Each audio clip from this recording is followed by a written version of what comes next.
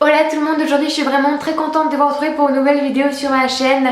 Je sais, ça fait vraiment très longtemps que j'ai pas posté de vidéo, ça fait je crois 3-4 mois que je n'ai plus publié de vidéo sur ma chaîne. Mais voilà, j'ai plus trop pensé à YouTube ces derniers temps, j'ai plutôt pensé à moi et à mon travail. Donc j'ai un peu délaissé ma chaîne YouTube, mais je pense que là c'est parti, c'est reparti du moins pour un bon rythme. Donc aujourd'hui on se retrouve pour une vidéo comme vous l'avez vu dans le titre, partir seule à l'étranger. Donc moi je suis partie 10 jours en vacances aux États-Unis, à New York, et c'était mon plus beau rêve depuis que j'ai commencé l'école hôtelière de partir là-bas. J'ai toujours voulu découvrir les États-Unis et donc je vais vous expliquer un peu comment ça se passe, préparer son voyage, les démarches à faire. Donc c'est pareil, d'abord le premier truc à faire c'est d'avoir le certificat, donc c'est l'ESTA. C'est un papier en fait qui vous permet de voyager aux États-Unis pendant 2 ans. Donc c'est un papier, enfin c'est un certificat que vous faites sur internet. Donc vous remplissez à des questions et vous aurez la réponse positive, négative. Je vois pas pourquoi elle sera négative, à moins que vous répondiez que vous êtes terroriste et que vous avez une bombe dans vos bagages et que vous voulez faire péter l'avion. Mais logiquement tout le monde est autorisé à aller aux États-Unis. Donc c'est un certificat qui coûte 14 $ à faire sur internet et vous aurez la réponse dans les 72 heures à venir. Donc par contre, n'attendez pas d'avoir votre réponse par mail, il faut revenir sur le site et remettre vos identifiants et là généralement vous êtes accepté. Il n'y a pas besoin d'imprimer ce certificat parce que moi je l'avais imprimé en allant à l'aéroport, mais en arrivant à New York ils ont déjà l'autorisation comme quoi vous êtes autorisé à aller aux États-Unis.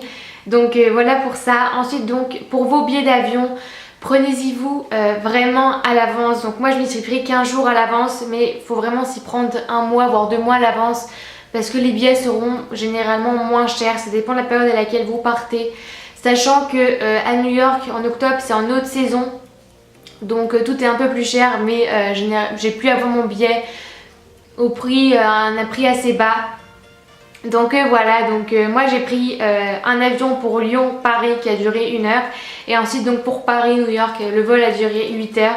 Donc voilà, donc le vol se passe généralement très bien, c'est assez vite 8 heures, donc voilà. Donc ensuite vous arrivez donc au territoire américain, donc aux États-Unis. Donc moi je suis arrivée à l'aéroport JFK. Et je suis arrivée avec mes petits bagages, donc vous êtes un peu perdu quand vous arrivez là-bas. Moi je connaissais absolument pas du tout les États-Unis, c'était vraiment la première fois que j'y allais. Donc je suis arrivée là-bas et par chance il y avait un couple français qui connaissait déjà un peu le parcours. Donc du coup il m'a un peu expliqué comment ça se passait quand on sortait de l'aéroport, sachant qu'on est à 40 minutes de Manhattan. Donc en fait on va prendre la navette. Et donc on va se rendre tout de suite dans Manhattan. Donc dès qu'on sort du métro c'est juste magique parce que dès qu'on sort, on monte les escaliers, on est directement ébahi par la vue magnifique de Manhattan. Donc c'est vraiment super joli. C'est super grand, en fait on a l'impression d'être dans un film mais c'est la réalité, tout est surdimensionné en fait. Les rues, les bâtiments, la bouffe en elle-même, les parts de pizza sont énormes. Tout est surdimensionné et la bouffe généralement coûte pas très cher. C'est à peu près, c'est moins cher qu'en France, ça c'est sûr. Par contre tout ce qui est fringues c'est à peu près autant cher qu'en France. Donc ouais, la vie là-bas est assez chère. Donc bon, c'est Manhattan aussi mais c'est assez cher. La bouffe reste assez abordable. Mais les fringues, niveau fringues c'est assez cher. Donc voilà, moi j'ai préparé mon voyage bien sûr avant de partir. Je sais à peu près où je voulais aller. Donc bien sûr les endroits assez qu'on voit dans les films comme Times Square, Central Park, la Statue de la Liberté, tous ces endroits-là, je les ai fait. Vous pouvez prendre, si vous voulez, un pass pour faire tous ces endroits-là. Moi, j'ai pas pris de pass parce que je ne savais pas quel jour j'allais faire tout ça. Du coup, j'ai fait ça au jour le jour. Bien sûr, j'avais à peu près ce que je voulais visiter et ce que je voulais visiter sur 10 jours. Donc, j'ai préparé le voyage à peu près généralement. Mais j'ai fait ça au jour le jour. J'ai pas pris de pass. Sachant qu'un pass en fait si vous voulez vous devez choisir votre jour où vous voulez aller visiter. Et moi je voulais dire non, ça sert à rien de me dire tel jour je vais faire ci, tel jour je vais faire ça. Je voulais vraiment faire ça au jour le jour. Donc c'était vraiment super de faire ça au jour le jour. Donc quand il s'agit de l'hébergement, donc moi j'ai eu la chance d'avoir un ami qui m'a hébergé là-bas. Donc à Brooklyn. Brooklyn c'est un peu moins cher que Manhattan, donc si vous voulez après dans Manhattan, soyez à Manhattan, mais les hôtels coûtent assez cher. Vous prenez un Airbnb, voilà, après si vous y prenez vraiment à l'avance, c'est toute une question en fait d'avance. Si vous y prenez plus tôt, ce sera beaucoup moins cher que plus tard. Mais voilà, de toute façon moi j'allais vraiment que pour dormir, enfin toute la journée j'étais dehors à découvrir le monde de New York. Donc c'était vraiment super joli. Voilà, après c'était vraiment une expérience assez positive dans le sens où on part toute seule, on part sans papa, sans maman, il faut se débrouiller toute seule, il faut parler anglais, on n'a personne sur qui se reposer, donc c'est assez énorme en fait. On découvre le monde, je sais pas en fait, je sais pas comment expliquer en fait, on découvre tout ça en grand. Et moi j'avais la tête, j'avais le sourire jusqu'aux oreilles parce que c'était juste magique, c'était, voilà, comme je vous disais, c'était mon rêve depuis très longtemps d'aller là-bas. Et enfin je réalisais ce rêve là.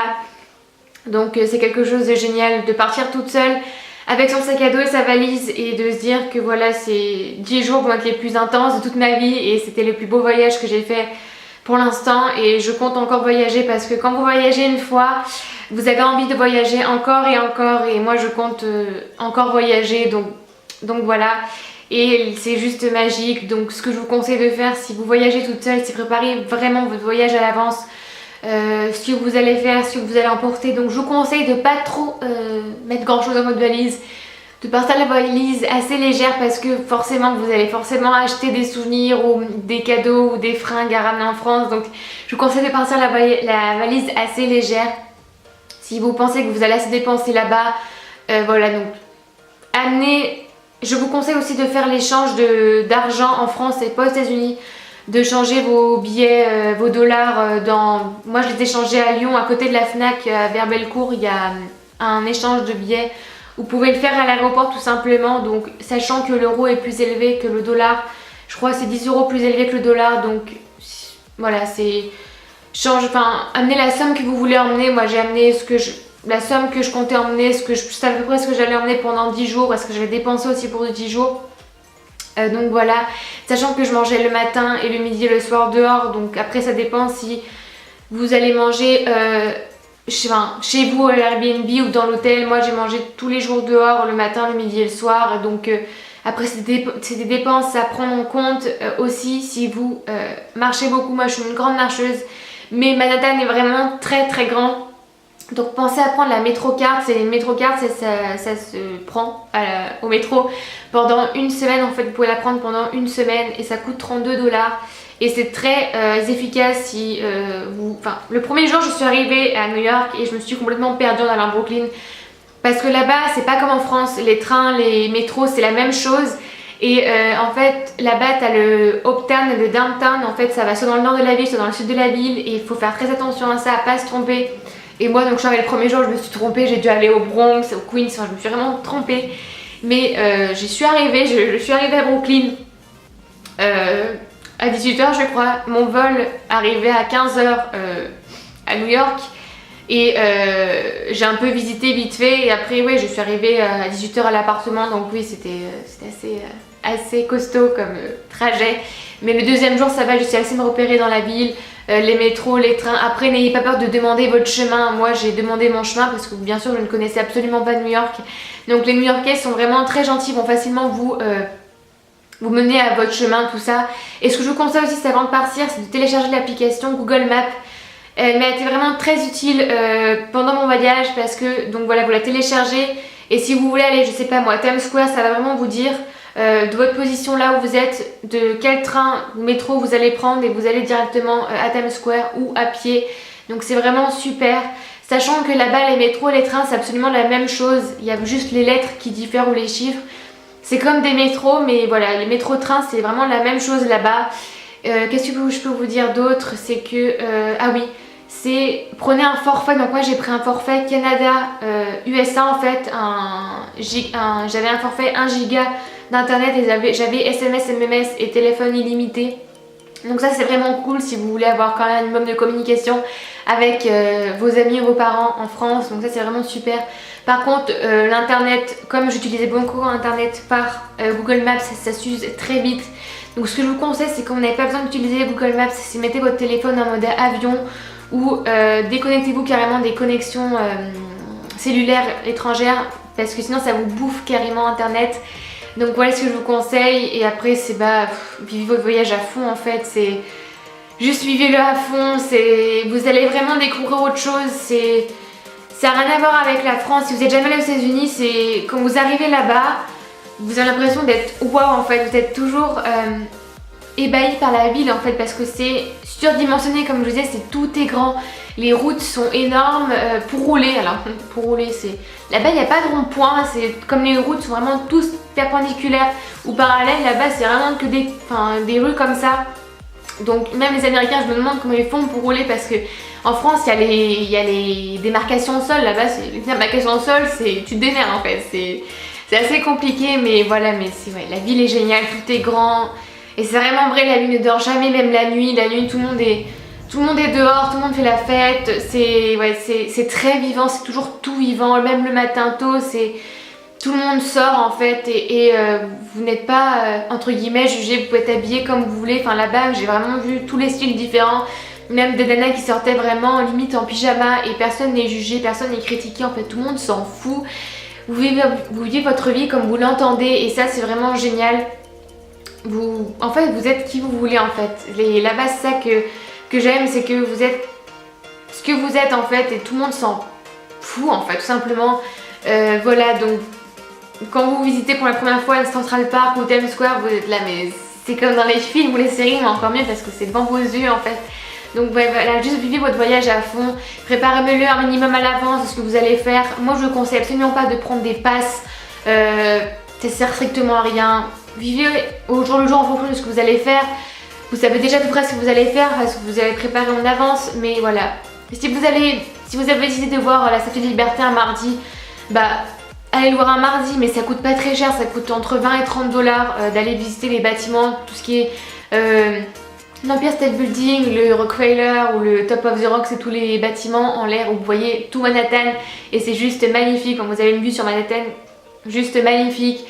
Donc voilà, allez visiter les monuments assez touristiques entre guillemets, tout ce qu'il faut visiter à New York, Times Square, voilà, Central Park qui est juste énorme, c'est juste magique, on se perd dans la vergeture de Central Park, je pense que vous avez déjà dû voir dans les séries, c'est un potager vert entre guillemets implanté dans la ville et on a l'impression d'être déconnecté de la ville en quelques minutes, c'est vraiment super joli. Donc voilà, c'est juste magique, Après il y a tous les quartiers comme Little Italy, Chinatown, Soho, tous les quartiers un peu touristiques ou tous les quartiers que je vous conseille d'y aller parce que c'est vraiment des quartiers super jolis, c'est magnifique. Après il y a la 5ème avenue, alors la 5ème avenue c'est juste, oh mon dieu c'est juste magnifique. Moi c'est là qu'il faut avoir du pognon, là vous avez tous les magasins genre Gucci, je sais pas quoi c'est, Prada, Louis Vuitton, vous avez vraiment tous les quartiers assez haut de gamme. Mais c'est vraiment super joli à voir et on n'en prend pas la tête tout le temps, donc voilà. Donc après de mon expérience à moi partir toute seule, c'était un choix de partir toute seule, donc certes quand on dit tu pars toute seule, oui toute seule, et on en apprend davantage sur nous-mêmes à être ouvert aux gens parce que je suis quelqu'un d'assez ouvert dans le sens où j'ai pas peur de demander mon chemin, de demander tu peux prendre une photo de moi ou quoi en fait, j'ai toujours été très à l'aise avec les gens que je ne connaissais pas parce que c'est de ma nature tout simplement d'être ouverte aux gens, de ne pas avoir peur de demander mon chemin, donc j'ai toujours été comme ça. Et après on fait des rencontres, on se fait un réseau là-bas, les gens sont vraiment juste géniaux, donc voilà. Donc voilà ce que je peux vous dire là-bas, c'est à faire si vous voulez voyager toute seule.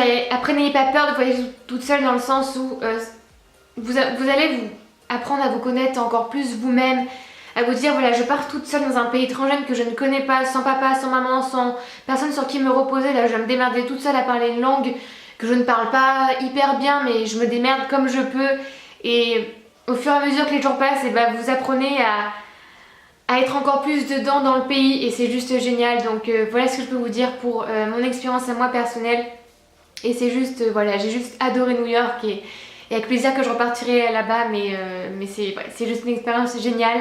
Donc je vous fais à tous de très gros bisous, on se retrouve à très bientôt dans une prochaine vidéo.